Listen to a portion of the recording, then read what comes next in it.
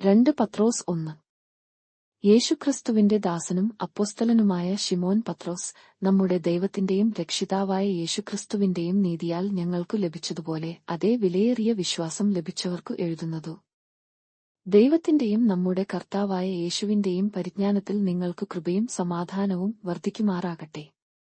തന്റെ മഹത്വത്താലും വീര്യത്താലും നമ്മെ വിളിച്ചവന്റെ പരിജ്ഞാനത്താൽ അവന്റെ ദിവ്യശക്തി ജീവനും ഭക്തിക്കും വേണ്ടിയതു ഒക്കെയും നമുക്കു ദാനം ചെയ്തിരിക്കുന്നുവല്ലോ.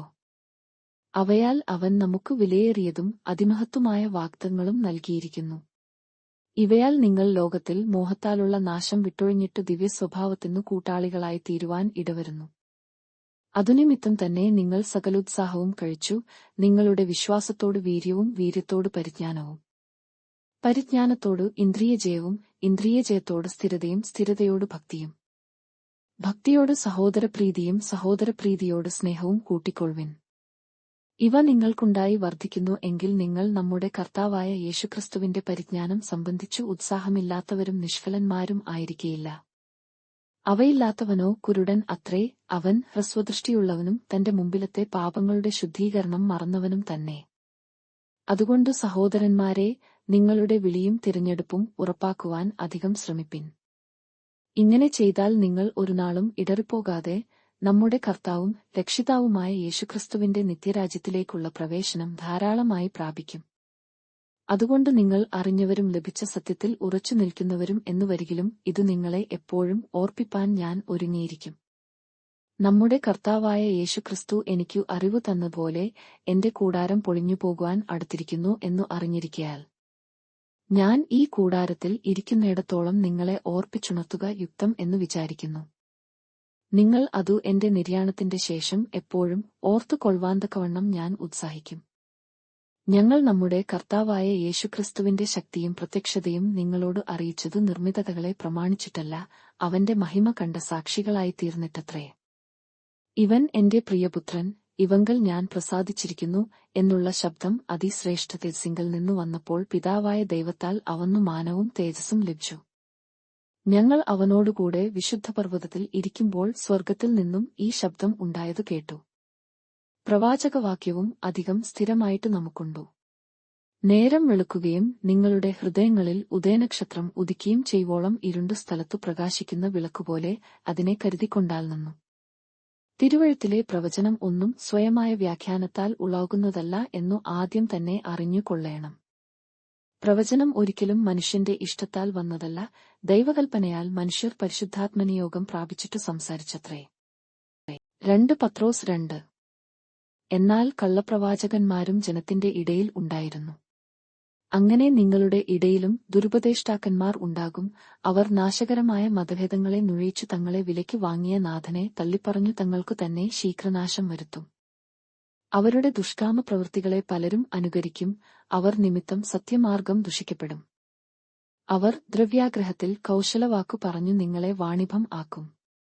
അവർക്ക് പൂർവകാലം മുതൽ ന്യായവിധി താമസിയാതെ വരുന്നു, അവരുടെ നാശം ഉറങ്ങുന്നുമില്ല.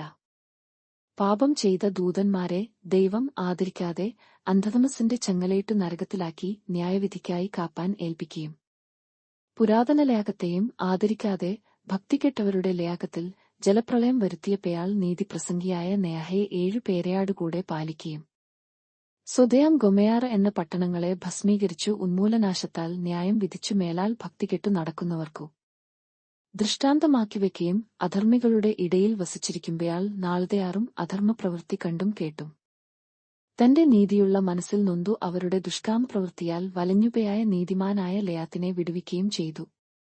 കർത്താവ് ഭക്തന്മാരെ പരീക്ഷയിൽ നിന്നു വിടുവിപ്പാനും നീതികെട്ടവരെ വിശേഷാൽ മലിനമേഹം കൊണ്ടു ജഡത്തെ അനുസരിച്ചു നടക്കുകയും കർത്തൃത്വത്തെ നിന്ദിക്കുകയും ചെയ്യുന്നവരെ തന്നെ ന്യായവിധി ദിവസത്തിലെ ദണ്ഡനത്തിനായി കാപ്പാനും അറിയുന്നുവല്ലോ. ബലവും ശക്തിയും ഏറിയ ദൂതന്മാർ കർത്താവിന്റെ സന്നിധിയിൽ അവരുടെ നേരെ ദൂഷണവിധി ഉച്ചരിക്കാതിരിക്കെ ആ ധാർഷ്ട്യമുള്ള തന്നിഷ്ടക്കാർ മഹിമകളെ ദുഷിപ്പാൻ ശങ്കിക്കുന്നില്ല. ജാത്യാപിടിപ്പെട്ടു നശിപ്പാൻ പിറന്ന ബുദ്ധിയില്ലാത്ത ജന്തുക്കളെപ്പയാലെ അവർ അറിയാത്തതിനെ ദുഷിക്കയാൽ അനീതിയുടെ കൂലി അനുഭവിച്ചുകൊണ്ട് സ്വന്ത വശത്വത്താൽ നശിച്ചുപയാകും. അവർ താൽക്കാലിക ഭയാകൃതി സുഖം എന്നുവെച്ചു നിങ്ങളുടെ സ്നേഹസദ്യകളിൽ നിങ്ങളെയാടുകൂടെ വിരുന്നുകഴിഞ്ഞു പുളിക്കുന്ന കറകളും കളങ്കങ്ങളും ആകുന്നു. അവർ വ്യഭിചാരിണിയെ കണ്ടു രസിക്കുകയും പാപം കണ്ട് തൃപ്തിപ്പെടാതിരിക്കുകയും ചെയ്യുന്ന കണ്ണുള്ളവരും സ്ഥിരമില്ലാത്ത ദേഹികളെ വശീകരിക്കുന്നവരും ദ്രവ്യാഗ്രഹത്തിൽ അഭ്യാസം തികഞ്ഞ ഹൃദയമുള്ളവരുമായ ശാപയാഗ്യന്മാർ. അവർ നേർവഴി വിട്ടുതെറ്റി ബേയാരിന്റെ മകനായ ബിലയാമിന്റെ വഴിയിൽ നടന്നു. അവൻ അനീതിയുടെ കൂലി കൊതിച്ചു എങ്കിലും തന്റെ അകത്തുനിന്നു ശാസന കിട്ടി. ഉരിയാടാക്കഴുത മനുഷ്യവാക്കായി ഉരിയാടി പ്രവാചകന്റെ ബുദ്ധിഭ്രമത്തെ തടുത്തുവല്ലോ. അവർ വെള്ളമില്ലാത്ത കിണറുകളും കൊടുങ്കാറ്റുകൊണ്ടു ഓടുന്ന മഞ്ഞുമേഘങ്ങളും ആകുന്നു. അവർക്ക് കൂരിരുട്ടു സംഗ്രഹിച്ചിരിക്കുന്നു. വഴിതെറ്റി നടക്കുന്നവരെയാടു ഇപ്പയാൾ അകന്നുവന്നവരെ ഇവർ വെറും വമ്പുപറഞ്ഞു ദുഷ്കാമവൃത്തികളാൽ കാമഭയാഗങ്ങളിൽ കുടുക്കുന്നു. തങ്ങൾ തന്നെ നാശത്തിന്റെ അടിമകളായിരിക്കെ മറ്റവർക്കും സ്വാതന്ത്ര്യത്തെ വാഗ്ദത്തം ചെയ്യുന്നു. ഒരുത്തൻ ഏതിനെയാട് തേയാൽക്കുന്നുവയാ അതിനു അടിമപ്പെട്ടിരിക്കുന്നു. കർത്താവും രക്ഷിതാവുമായ യേശുക്രിസ്തുവിന്റെ പരിജ്ഞാനത്താൽ ലയാഗത്തിന്റെ മാലിന്യം വിട്ടയാടിയവർ അതിൽ വീണ്ടും കുടുങ്ങി തേയാറ്റുപയായാൽ അവരുടെ ഒടുവിലത്തെ സ്ഥിതി ആദ്യത്തേതിനേക്കാൾ അധികം വഷളായിപ്പയായി. തങ്ങൾക്കു ഏൽപ്പിച്ചു കിട്ടിയ വിശുദ്ധകൽപ്പനയെ നീതിയുടെ വഴി അറിഞ്ഞശേഷം വിട്ടുകളയുന്നതിനേക്കാൾ അതു അറിയാതിരിക്കുന്നതു അവർക്കു നന്നായിരുന്നു. എന്നാൽ സ്വന്ത ഛർദ്ദിക്ക് തിരിഞ്ഞ നായെന്നും കുളിച്ചിട്ടു ചളിയിൽ ഉരുളുവാൻ തിരിഞ്ഞ പന്നിയെന്നും ഉള്ള സത്യമായ പഴഞ്ചൊല്ലുപയാലെ അവർക്കു സംഭവിച്ചു. 2 പത്രോസ് 3. പ്രിയമുള്ളവരെ, ഞാൻ ഇപ്പയാൾ നിങ്ങൾക്കു എഴുതുന്നത് 2ാം ലേഖനമല്ലോ. വിശുദ്ധ പ്രവാചകന്മാർ മുൻപറഞ്ഞ വചനങ്ങളും നിങ്ങളുടെ അപ്പോസ്തലന്മാർ മുഖാന്തരം കർത്താവും രക്ഷിതാവുമായവൻ തന്ന കൽപ്പനയും ഓർത്തുകൊള്ളേണമെന്നു ഈ ലേഖനം 2നാലും ഞാൻ നിങ്ങളെ ഓർമ്മപ്പെടുത്തി നിങ്ങളുടെ പരമാർത്ഥ മനസ്സ് ഉണർത്തുന്നു. അവന്റെ പ്രത്യക്ഷതയുടെ വാഗ്ദത്തം എവിടെ? പിതാക്കന്മാർ നിദ്രകൊണ്ട ശേഷം സകലവും സൃഷ്ടിയുടെ ആരംഭത്തിൽ ഇരുന്നതുപയാലെ തന്നെ ഇരിക്കുന്നു എന്നു പറഞ്ഞു സ്വന്തമയാഹങ്ങളെ അനുസരിച്ചു നടക്കുന്ന പരിഹാസികൾ പരിഹാസത്തെയാടെ അന്ത്യകാലത്ത് വരുമെന്നു വിശേഷാൽ അറിഞ്ഞുകൊള്ളുവിൻ. ആകാശവും വെള്ളത്തിൽ നിന്നും വെള്ളത്താലും ഉളവായ ഭൂമിയും പണ്ട് ദൈവത്തിന്റെ വചനത്താൽ ഉണ്ടായി എന്നും അതിനാൽ അന്നുള്ള ലയാഗം ജലപ്രളയത്തിൽ മുങ്ങി നശിച്ചു എന്നും ഇപ്പയാഴത്തെ ആകാശവും ഭൂമിയും അതേ വചനത്താൽ തീക്കായി സൂക്ഷിച്ചും ന്യായവിധിയും ഭക്തികെട്ട മനുഷ്യരുടെ നാശവും സംഭവിപ്പാനുള്ള ദിവസത്തേക്ക് കാത്തുമിരിക്കുന്നു എന്നും അവർ മനസ്സോടെ മറന്നുകളയുന്നു.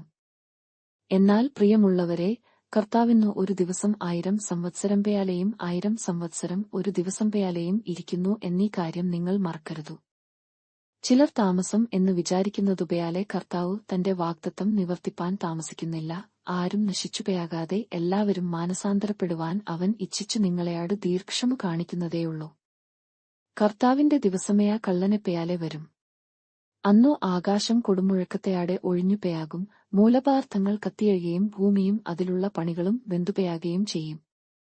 ഇങ്ങനെ ഇവ ഒക്കെയും അഴിവാനുള്ളതായിരിക്കയാൽ ആകാശം ചുട്ടഴിവാനും മൂലപദാർത്ഥങ്ങൾ വെന്തുരുകുവാനും ഉള്ള ദൈവദിവസത്തിന്റെ വരവ് കാത്തിരുന്നും ബദ്ധപ്പെടുത്തിയും കൊണ്ടു നിങ്ങൾ എത്ര വിശുദ്ധ ജീവനവും ഭക്തിയും ഉള്ളവർ ആയിരിക്കണം.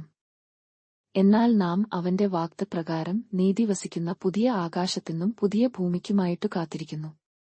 അതുകൊണ്ട് പ്രിയമുള്ളവരെ, നിങ്ങൾ ഇവയ്ക്കായി കാത്തിരിക്കയാൽ അവൻ നിങ്ങളെ കറയും കളങ്കവും ഇല്ലാത്തവരായി സമാധാനത്തെയാടെ കാൺമാൻ ഉത്സാഹിച്ചുകൊണ്ട് നമ്മുടെ കർത്താവിന്റെ ദീർഘക്ഷമയെ രക്ഷ എന്നു വിചാരിപ്പിൻ. അങ്ങനെ തന്നെ നമ്മുടെ പ്രിയ സഹയാദരനായ പൗലോസും തനിക്ക് ലഭിച്ച ജ്ഞാനത്തിനു തക്കവണ്ണം നിങ്ങൾക്കും ഇതിനെക്കുറിച്ചു സംസാരിക്കുന്ന സകല ലേഖനങ്ങളിലും എഴുതിയിട്ടുണ്ടല്ലോ. അവയിൽ ഗ്രഹിപ്പാൻ പ്രയാസമുള്ളതു ചിലതുണ്ടു. അറിവില്ലാത്തവരും അസ്ഥിരന്മാരുമായവർ ശേഷം തിരുവെഴുത്തുകളെപ്പയാലെ അതും തങ്ങളുടെ നാശത്തിനായി കേയാട്ടിക്കളയുന്നു. എന്നാൽ പ്രിയമുള്ളവരെ, നിങ്ങൾ മുമ്പുകൂട്ടി അറിഞ്ഞിരിക്കൊണ്ടു അധർമ്മികളുടെ വഞ്ചനയിൽ കുടുങ്ങി സ്വന്ത സ്ഥിരത വിട്ടു വീണുപയാകാതിരിപ്പാൻ സൂക്ഷിച്ചുകൊള്ളുവിൻ. കൃപയിലും നമ്മുടെ കർത്താവും രക്ഷിതാവുമായ യേശുക്രിസ്തുവിന്റെ പരിജ്ഞാനത്തിലും വളരുവിൻ. അവന്നു ഇപ്പയാഴും എന്നേക്കും മഹത്വം. ആമേൻ.